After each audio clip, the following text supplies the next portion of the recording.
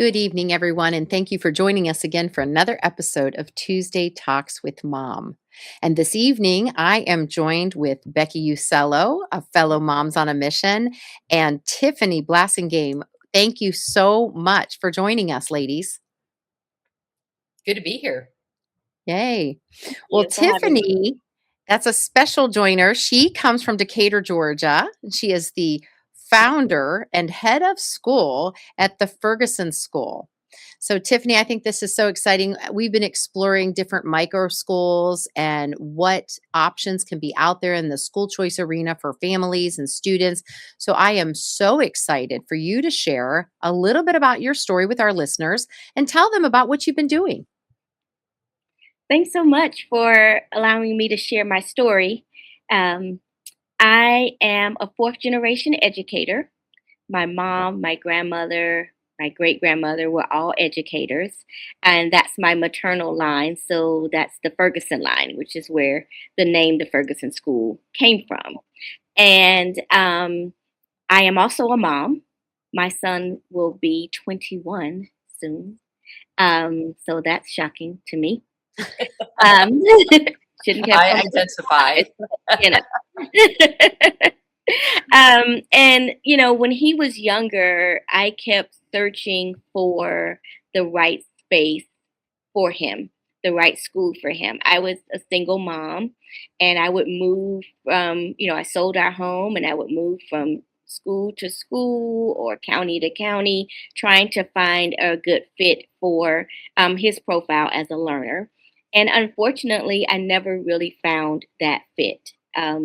We didn't have school choice programs in Georgia at that time. Um, and so, as an educator, I thought to myself, what would it look like to build a space that he needed when he was younger? And how can I serve families in that way? And that's how I started the Ferguson School. That is awesome. Isn't that interesting how it usually takes the little search or the big search for the appropriate entity for yourself that opens the door of possibility for so many others? I can Absolutely. relate. I'm sure Becki can relate. So thank you for stepping up all those years ago and deciding that you were going to do something about a problem that wasn't going to just benefit your son, but that was going to benefit your community and essentially your state as a whole. So thank you for that, Tiffany. Tell me a little bit about your teaching experience, some of the things that you garnered. I looked at your bio and I'm like, wow, Tiffany, you do a lot. So share a little bit about that with our listeners so that they can just kind of get a feel from where you're coming from. Yes, I started teaching in South Carolina, a primary teacher. Um, I was born in Georgia, raised in South Carolina. And so I started teaching there, then moved back to Metro Atlanta, taught in the public school sector there as well. And I left the public sector when I had 42 kindergartners in my classroom. That's another story. And I just, I was, remember, I was a single mom. So by mid um, year, I was in the hospital with stress, because I was still trying to do the same things. Like, I'm going to be a great teacher. I'm going to teach all these kids to read. I'm going to do small groups, although they were not very small. Um, all types of things that I was still committed to doing to making sure that these kids and their families had a great kindergarten year. But it was at the expense of my health and Mhm. my son's own mental and emotional wellness as well, because he was seeing me not well. And so I left the public sector, went into private school, and became academic dean, assistant head of school at that private school. And after COVID, I saw so many kids being kind of turned away because they just couldn't afford the high private school tuition. Again, not having school choice programs at that time. And I I thought, why not build this space that I had been thinking of and envisioning at that time. I also work as a field coordinator for the National Microschooling Center, helping other founders, teachers, educators, people who care, parents, to build these communities of microschools or learning pods or homeschool co-ops, like giving them the resources and the strategies to kind of make that happen for them as well. I love that. That is amazing, and the whole philosophy of paying it forward.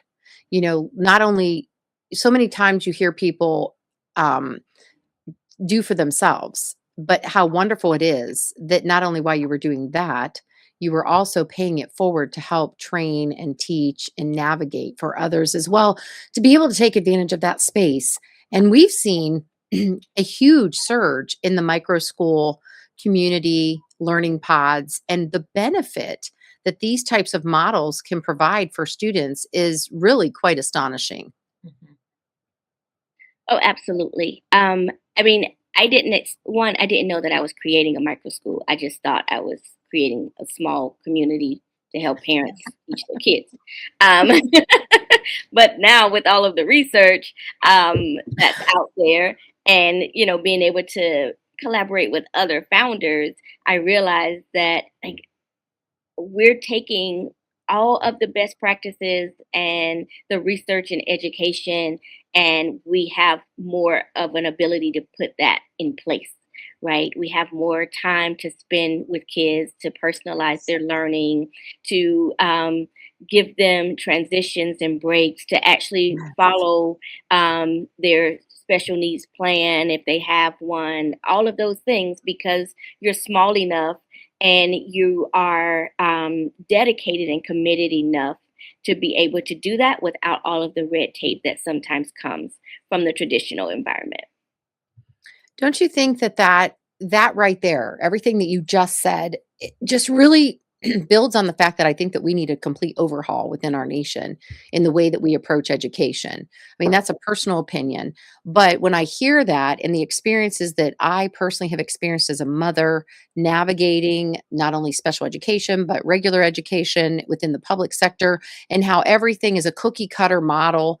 I find it to be personally very monopolistic, at least in our area, at least what I experienced. And really, Becki, you share in on this, like stifling for the teacher. I mean, Oh, Tiffany, absolutely. you mentioned 42 kids in a classroom. And I sit there and say, I don't think a teacher can effectively educate more than 10 to 12 students really, really well. And so I think that by changing maybe the model and the perspective and opening the doors of opportunity for other options, to be able to say, aren't we all in the education game of educating the students? Shouldn't we put aside maybe some of these other strongholds that we're seeing? You mentioned it as red tape. I see it as, I don't want to be rude, but I see it as people wanting to hold on to their power. And I just say, why don't we put all those ropes down and start looking at the students? And what a great thing that you've done, Tiffany, is providing this opportunity for students. Becki, you're taking advantage of homeschooling right now and doing a co-op. I tried a variety of different things for my students, and I found it to be extremely freeing and enthusiastically approaching everything, going, "Oh my gosh, the sky's the limit." So I really applaud the ability for you guys and for those that have done what we're doing and done. I applaud it and say kudos to you for thinking outside the box, because I think we need to do that all across the board. Thank you. Yeah, Mhm. absolutely. I think Tiffany is onto something with the individualizing the micro schools. I think there are people out there that are um scared of the term micro school because it makes them sound like it's a bigger process, or it's something new, or there are people that are not supportive of an alternative school.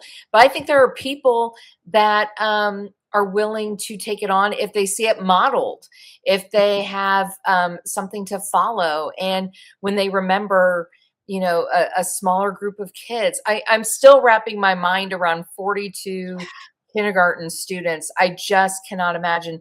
As a junior high teacher, I had 32 kids per class, and that seemed unbelievable. But 42 for a kindergarten class. I mean, that's I mean, think of all the hugs that you need to dispense during the day. I mean, little kindergartners, they need a lot of emotional support.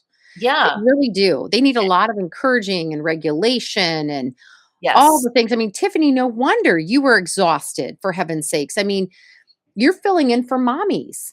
And that's not how it's supposed to be, I don't think. So I echo Becki.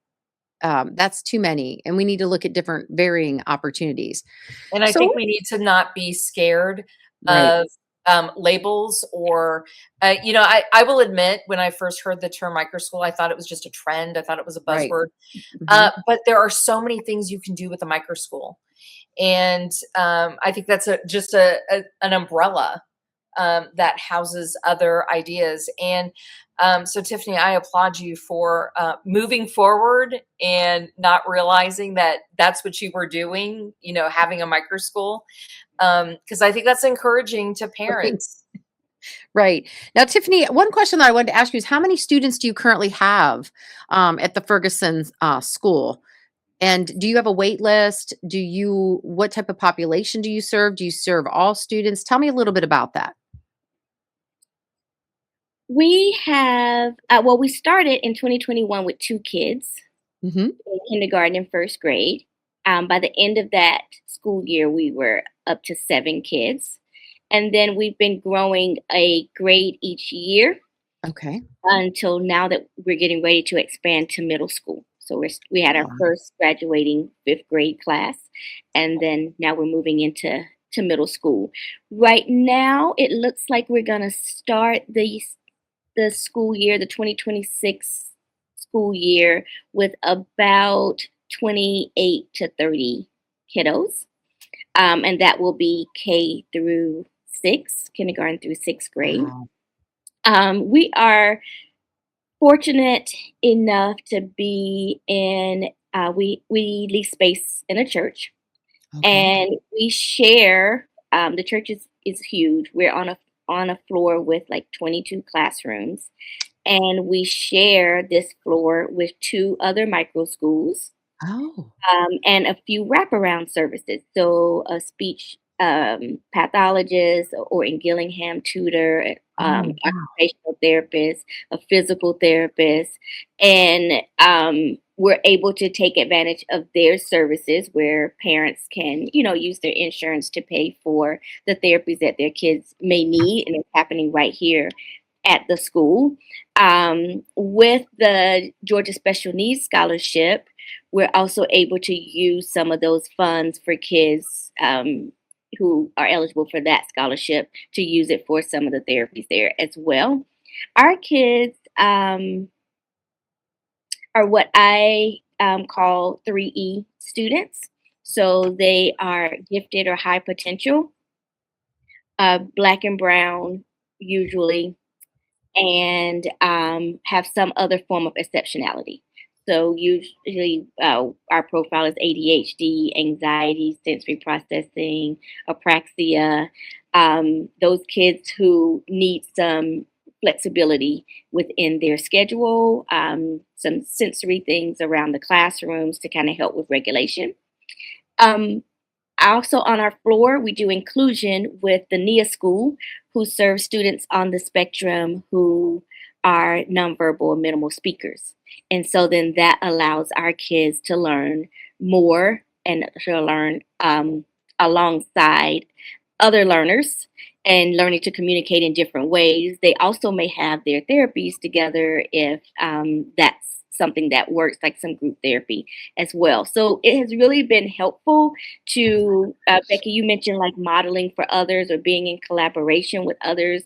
Like that really helps us. It doesn't feel so isolating here. And Yes. we also do a micro school showcase every year in conjunction with National School Choice Week. And we invite community members, we invite educators, we invite founders, potential or already launched micro schools. We invite speech therapists, psychologists, like just anyone in the community that would serve students or interested in what working with a micro school looks like. And that's like a big thing we do every January just to get people in. They tour the space. We tell them about micro schools. We tell them about school choice programs. They're usually prospective parents there as well. We have our parents share their stories also. So it's been really good for the past 3 years of being able to work together and share that. That is incredible. I love it. I love it. It's like a blended like hub. It's like an educational hub and it's modeling the collaboration between like there's Yes. no competition. It's like, hey, we've got a school program, you've got a school program. Let's do inclusion, let's share therapy services, let's share space. I'm sure that there's a whole lot of brainstorming going on with different things you can offer.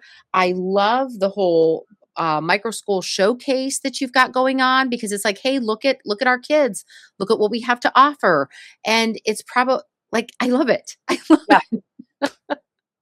That's I think amazing. yeah, I think it's something that is oftentimes overlooked in education that, we don't have to be in competition with one another. One size truly does not fit all.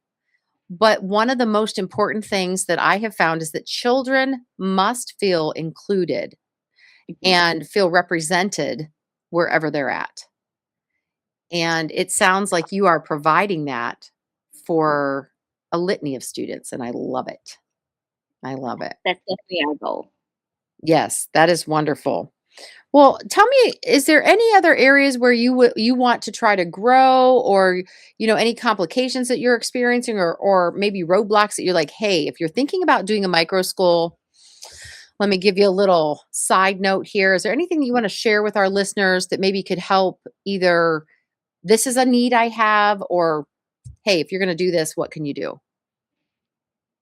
I think my number one advice for founders who are looking to launch is to start where you are, but prepare for the vision.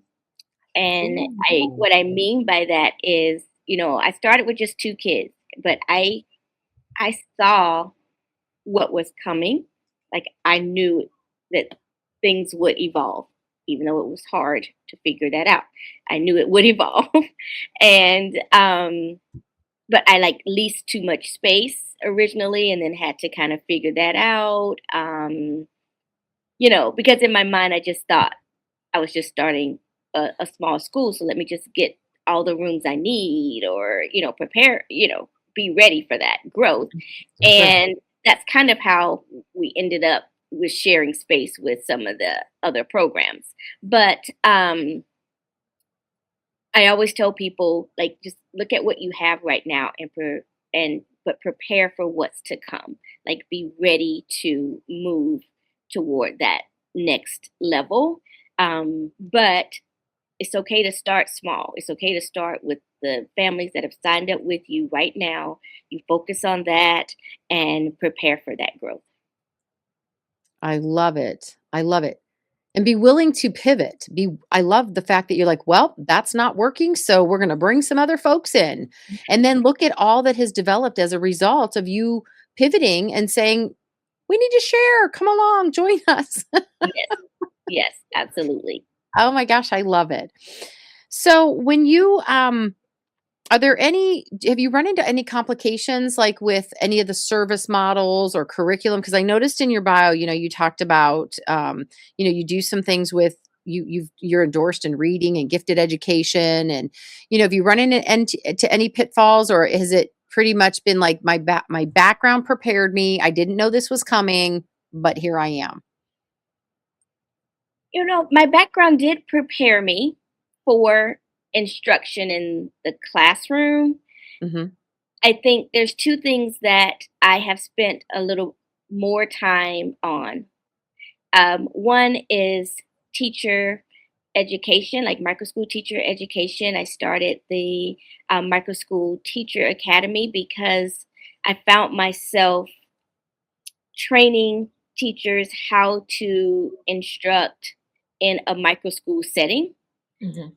that looks different than your Yes. traditional setting. Yes. or they may not be classically trained teachers, right? They may be homeschooling moms. They may have been paraprofessionals.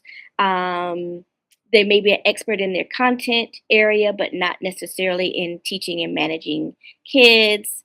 And so I have started kind of training teachers um, virtually just on this is what a microschool is. These are some of your options. These are the questions that you could ask the founder to get a little bit more information. This is how you know, get started with a lesson, all of those different things Love that it. I felt were missing. Mhm. And then the other thing is the advocacy piece. Like, I never thought Mm. I would be in advocacy. I had no idea that my story even mattered in this way. And now I've gotten my parents on board with what this looks like to advocate for school choice. Our kids have started visiting the Capitol and being able to share their Oh, that's story, good. going with their families. I mean, then we even take like public transportation, and we're talking like third and fourth graders. Yes. Um, Yes. like really just being involved in their city and their state and understanding that they too can share their voice. So Yes. those two things are things that I didn't expect to kind of spend time on, but I love it. And I'm happy to be able to share what I know and to learn more so that I can support others in this work. I love it. I love the teacher training. I love the fact that as a Yes, head of school, you have come alongside your teaching professionals and you said, "Hey, let me help you shore this up." And I'm certain, just in listening to you, that you've offered that to those around you, especially since you said you were doing it virtual. I mean, maybe it's a bad assumption of mine, but I just think, wow, that's great. You have to open the door to say, "Hey, let's shore some of these things up." And then it just makes it better for everyone, because not everybody came from the same perspective, but talk about building your model. Like, don't you love it, Becki? I mean, it's I like do. this is creating a new model and then you're building it out to cover those things. And then, okay, love the life skill experience, love the public transportation, getting out in the community and taking students early on so that they're part of the world around them. I mean, education doesn't just get covered in a classroom, right? I mean, you need to get them out. Nothing made more sense to students than when the science teacher borrowed the genetic testing of Samuel when he taught biology on the chromosomes. And he said, "Hey, can I borrow a copy of that and show these kids what Down syndrome actually is?" And I said, "Oh, absolutely." And the kids would come up to me in the city. They'd see me and they'd be like, "Mrs. Myers, we got to see Sam's chromosomes. And now we understand what it means to have that." Like, they go, that never made any sense to us before. We didn't understand it. So when you can take real life application, Mhm. real life opportunity and teach the students, suddenly you've got all those neurons and firing in the brain and you've got kids that become part of their community. And of course, Becki, I'm sure you saw her face when you said you were taking them to the Capitol. I mean, that's our jam, right, Becki? Yeah, I mean, that's what we do. And it's my daughter is now 16. We started going when she was 7 up to our capital, and she feels like this is just a normal part of her life. She What you doesn't do. always like it, but she thinks that this is normal. And Yes, so when she talks to her peers about, well, I'm going up to the Capitol next week, and da da da da da, and they're like, the Capitol? What are you talking about? right. She looks at them strangely, like, how do you not know that we can go up to the Capitol and testify or meet with our representatives or whatever? Like, I'm so grateful that we have this pattern of, like, this is part of what we do. This is part of our civic life. This is part of our general life. We see these people outside of the Capitol as well. We have relationships with them. Yes. This is what it means to be a civically engaged citizen. And those lessons being started at third and fourth grade, Tiffany, I mean, that's going to carry on for the rest of their lives. Yes, yes. And letting them know that their voice matters. Somebody once said to me most recently, I don't understand. I voted for this person and they're not handling things the way they said in their campaign. And I said, well, how many times have you called their office? How many times have you gone and met them? And they're like, well, I have a job. I mean, I expected them to go and do what they said they would do. And I said, but here's the thing. You can't elect somebody and not follow up with them. You need to call their office and say, hey, John, you said that you were going to work on my bridges and I don't see anything going on. How's it going? I said, we're the accountability factor. We, the citizens, are the accountability piece that our elected representatives and such are there. We're their boss. So what a great thing to tell a second grader, a third grader, a fourth grader, let's go visit them. Let's go make contact. Let's show that you really are the boss. You're the one that determines whether or not they get to sit in office again. So way to go, Tiffany. I'm so Yeah. excited about that. And putting faces to the stories. That's so Yes. powerful. Yes. So powerful. That's awesome. Well, Tiffany, before we go today, is there anything you want to share with our viewers to kind of wrap it up, or maybe just one little heartfelt message that you'd like to share with them? One thing that's very important to me is just the spirit of collaboration and understanding that schools do what they're designed to do, and there is a space and a place for each form of school choice, including public school or traditional schools. And our job is to support each other in the work, whether we're an educator, whether we're family, whether we're a community member, to support each other in the work, because we all want the same things, and Yes. that is for our kids to be well, our kids to become great citizens in our communities, and that they leave a legacy as well, the same way that we're working to do that. And so I just feel like collaboration with each other is what's going to really change things and make us move better and more quickly in supporting our students. I love it. I love That's it. wonderful. That's wonderful. Becki, anything you want to leave our readers or our listeners with?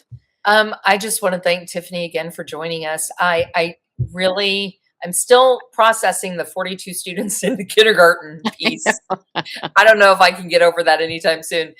But I really, as a teacher, a retired teacher, I do appreciate that you're taking the time and the effort to train the educators on microschools. I think that's a piece that is important and it should not be left out. These are the adults that are making decisions that help students, and they need proper training, and you are providing that. So thank you for doing that. And thank you for your message about microschools and collaboration. I know that there are listeners out there that are going to hear this and be encouraged that this is something that they can do.